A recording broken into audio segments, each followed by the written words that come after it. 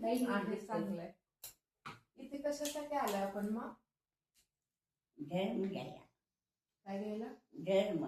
धर्म. मग आता हे शेवटी भाव झालेत म्हणजे आपला पुरुषार्थ किती झाला? चांगला झाला की नाही? मग आता आपल्याला साधायचंय की नाही चांगलं सगळं? मग आता आपल्याला अज्ञानात पण जायचं नाही दुसऱ्या भावात. मग आता काय करायचं? ज्ञान करायचं. कशाचं ज्ञान करायचं? धर्माचं. धर्माचं म्हणजे धर्म म्हणजे काय? आत्मकल्याण. नाही ते पण बरोबर आहे, धर्म पण बरोबर आहे. तर धर्म म्हणजे काय? तर स्वतःला आणि दुसऱ्याला जाणं. पहिल्यांदा कुणाला जाणायचंय? आपण. आत्म्याला आपल्या. हा, मग आपण म्हणजे कोण आहोत? आपण मानवच. मानव नाही, मानव त्यातली एक पर्याय आहे. मग आपण कोण आहे? भगवान आत्मा आहे. आज शरीरात आहे. मग आपलं साधायचं म्हणजे ह्या शरीराचं साधायचंय का आपल्या आत्म्याचं साधायचंय? साधायचं. शरीर आहे का आपलं? नाहीये. आता हे तर आपल्याला भेद विज्ञान झालंय की नाही, की शरीर म्हणजे मी नाही. हा, मग मी कोण आहे? आत्मा. आत्मा. मग आता आपल्याला आत्मा तर दिसत नाही, नाही दिसत. मग कसं आत्म्याला साधायचं? जाणायचं. कसं साधायचं? त्याचा आत्मा कसा अनुभवायचा? तर त्याचं अनुभवन म्हणजे आत्मा. कारण तो तर दिसत नाही, अमूर्तिक आहे. आणि हे काय आहे? शरीर म्हणजे पुद्गल आहे. जे सगळं विश्वात दिसतंय ते सगळं पुद्गल आहे. काय पण दिसतंय ना ते पुद्गल आहे. मग हे पुद्गल म्हणजे मी नाहीये. हे आपलं निश्चित झालं का? मग हे शरीर काय आहे? नाशवंत आहे. बरोबर आहे, कारण त्याचा स्वभावच आहे पुरणगलन. मग हेच तर नाही आपल्याला, म्हणजे शरीर म्हणजे मी नाही हे क्लिअर झालं. हा, मग आता आत्मा तर दिसत नाही, मग त्याला फक्त जाणायचंय. आत्मा म्हणजे काय? आत्मा म्हणजे काय? आत्म्याचे गुण काय?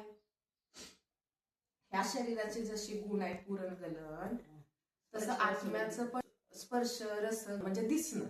मग तसं आत्म्याचं काय आहे? आत्म्यात काय असतं आपल्या? जसं अग्नीला उष्णता आपण म्हणतो, त्याशिवाय ती अग्नी झाली का? नाही. आणि पाणी म्हणजे काय? त्याचा स्वभाव थंड आहे. तसं माझ्या आत्म्याचा स्वभाव काय आहे? जाणणे आणि पाहणे. म्हणजे आपण जे जाणतोय, जे ज्ञान होतंय ते आपल्या ह्या शरीरानुसार नाही, ह्या इंद्रियानुसार नाही, डोळ्यांनी नाही. आपण जे ज्ञान म्हणतो, जे मला बाहेरून येते ते मी नाही. तर मी कोण आहे? जे माझ्यात ज्ञान आहे तो मी आहे. मग माझा स्वभाव काय आहे? तर ज्ञान स्वभाव आहे. जाणणे, पाहणे, ज्ञाता, दृष्टा. मग हा माझा स्वभाव आहे. तर त्याला मी जाणत राहिले तर मी माझं साधलं. बरोबर आहे की नाही? मग आता मला काय करायचंय? बाहेर कुठेही बघायचं नाही, कोण काय करते काही बघायचं नाही. आता ते बघणारे मुलगी आहे, वडील आहे, म्हणजे सगळेजण आहेत तिथं, ते सगळ्यांचं बघायला सगळेजण आहेत.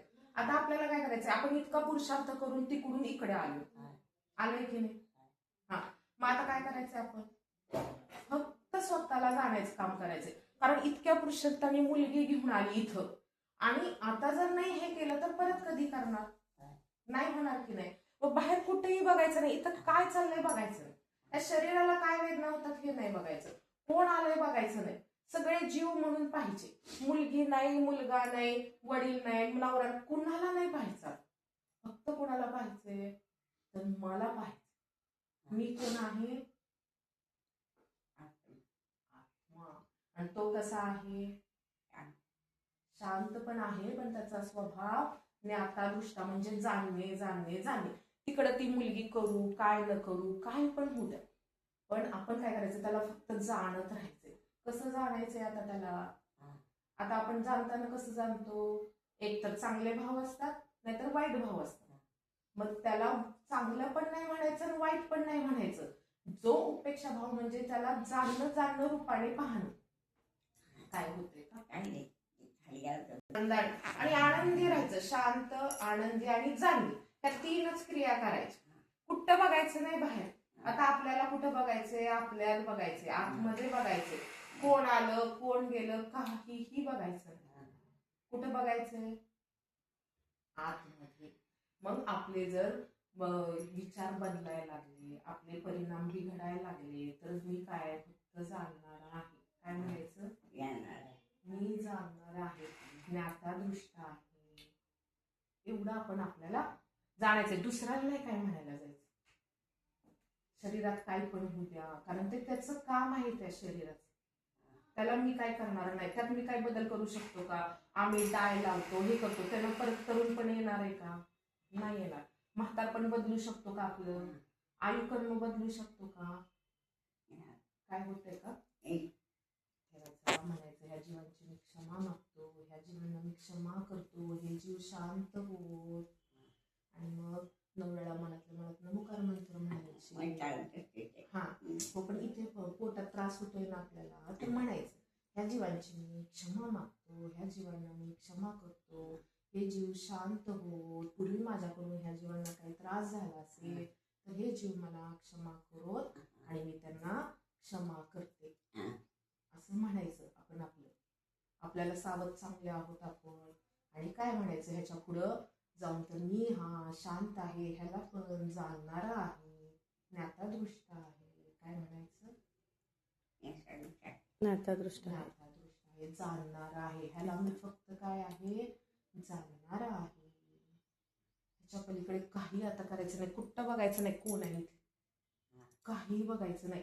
कारण इतक्या पुरुषार्थाने त्या तिथून कुठल्या गावावरून आलो आपण, तिथून इथं आलोय की नाही. मग खरं तत्व आता सोडायचं नाही. हा म्हणताय काय? जाणणारा आहे मी, जाणणारा आणि जाणणाराच आहे. मग हे वेदना होत आहे तर त्यात आपले हे कधी संपावेत ते पण आपलं नको म्हणायला, आणि बरं झालंय हे पण नको म्हणायला. जे त्याच्यात चाललंय ना ह्या शरीरात चाललंय, त्याला मी फक्त जाणणारा आणि जाणणार आहेत. म्हणजे वेदना भासत नाही. ज्ञाता दृष्टा स्वरूपो शांत स्वरूपो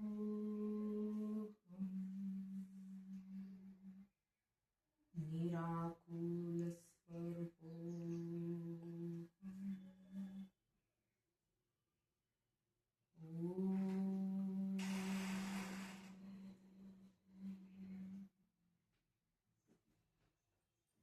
असं आपल्या आपण जाणायचं.